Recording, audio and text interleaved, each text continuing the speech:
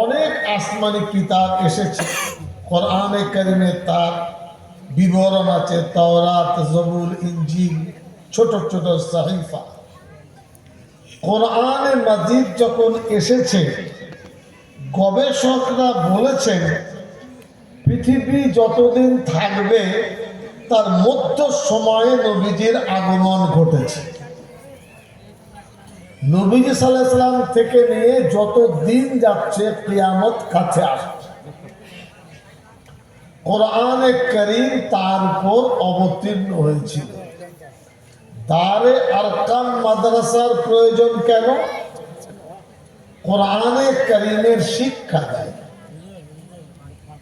ইমাম সাহেব বিশুদ্ধভাবে তেলাওয়াত করে ইশার নামাজ পড়ালে 90 থেকে 100 জন ছাত্র কোরআনে কারীম শেখে।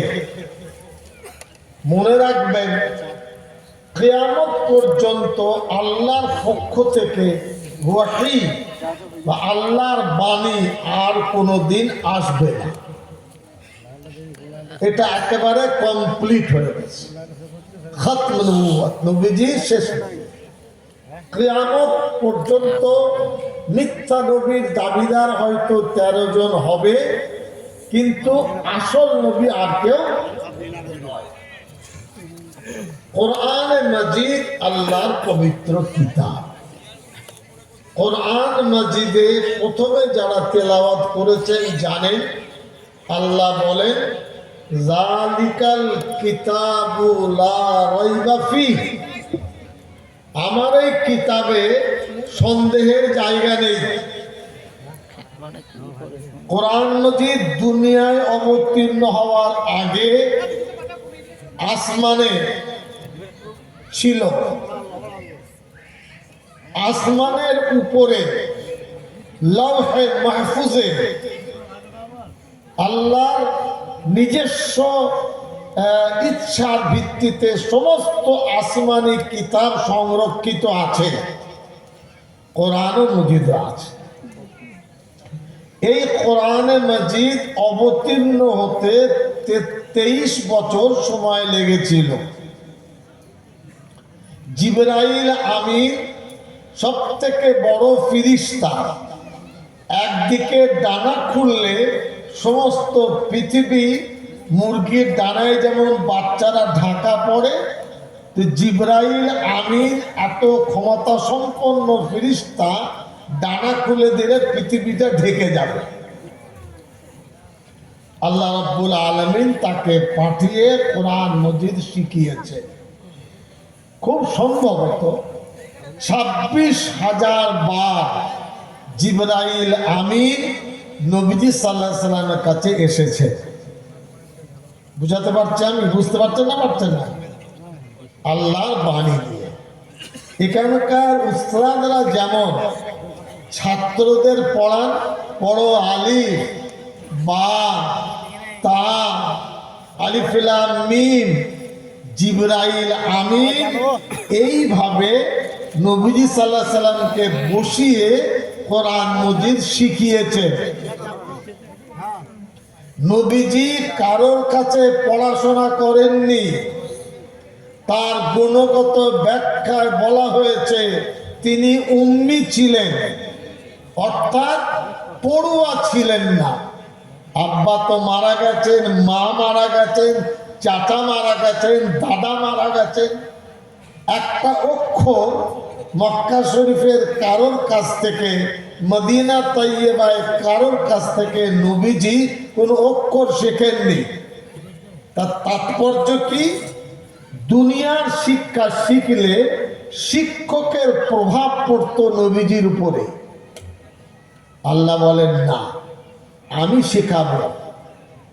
একমাত্র একমাত্র একমাত্র আমাদের সাইয়েদনা নবীজি সাল্লাল্লাহু আলাইহি সাল্লাম 7টি আসমান ভেদ করে আল্লাহর আরশ, কুরসি, জান্নাত, জাহান্নাম দেখেছে। এত বলার উদ্দেশ্য মুসলমানের অন্তরে যেন সংশয় না থাকে। আল্লাহ শিক্ষা দিয়েছেন জিবরাইলকে, এটা আলিফের উচ্চারণ, এটা আইনের উচ্চারণ। কোরআন মজিদ এইভাবে পড়ো, তো জিবরাইল আমিন সেইভাবে 23 বছর ধরে নবীজি সাল্লাল্লাহু আলাইহি সাল্লামকে শিক্ষা দিয়েছে। এই শিক্ষার মধ্যে আর কোনো স্তর নেই। উপরে আল্লাহ রাব্বুল আলামিন ওয়াহদাহু লা শারীকা লাহ, মাঝে আছেন জিবরাইল আমিন, আর তারপরে কে? সাইয়্যিদানা নবী আলাইহিস সালাতু ওয়াস সালাম। কোরআনে কারীম এত পবিত্র কিতাব। এই কিতাব দুনিয়ার মানুষ সবাই যদি মাথা ঠুকে বোমবাড়ি করে, তো কোরআন মজিদের একটা অক্ষর নয়, একটা কলমের ফোঁটার পরিবর্তন ঘটবে না। আর এই সমস্ত মাদ্রাসা হলো তার রক্ষণাবেক্ষণার কেন্দ্র। রাজনৈতিক অফিসে কোরআন শিক্ষা হয় না, বিডিও এসডিও স্কুল কলেজ ইউনিভার্সিটিতে আছে আরবি শিক্ষা, কিন্তু সঠিক শিক্ষা একমাত্র মাদ্রাসার মধ্যে আছে।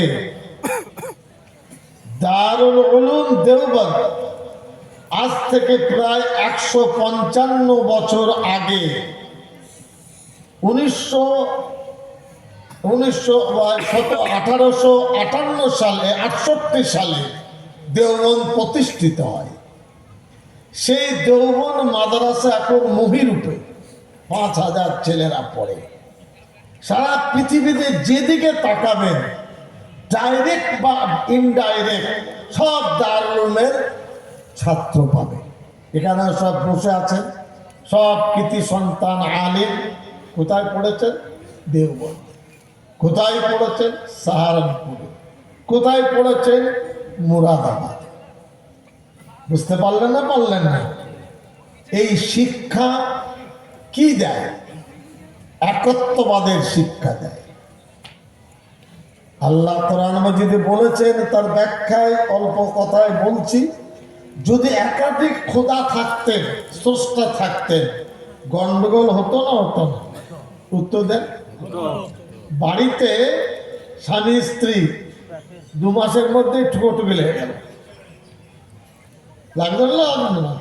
ছেলে মেয়ে হলে লেগে গেল, রাস্তাঘাটে লেগে গেল। যদি একের অধিক দুনিয়ার স্রষ্টা থাকতেন, তো প্রতিদিন পূর্ব দিক থেকে সূর্য উঠতো না। আমার শক্তি বেশি, আজকে দক্ষিণ দিকে হবে, বলতেন না? বলতেন না? জি, এই সূর্য পরিভ্রমণ করছে। আগে বিজ্ঞানরা বলতো পৃথিবী ঘুরে, তখন মাথা ঘুরত। এখন বিজ্ঞানের মাথা আর ঘোরে না, তারা বলছে না, চন্দ্র সূর্য প্রদক্ষিণ করে। কুল্লু ইয়াজরি লিআজালিন মুসাম্মা। আল্লাহ রাব্বুল আলামিন বলেন, যদি একের অধিক খোদা থাকতো, তো এই দুনিয়ার ফাসাদ ধ্বংস অনিবার্য ছিল।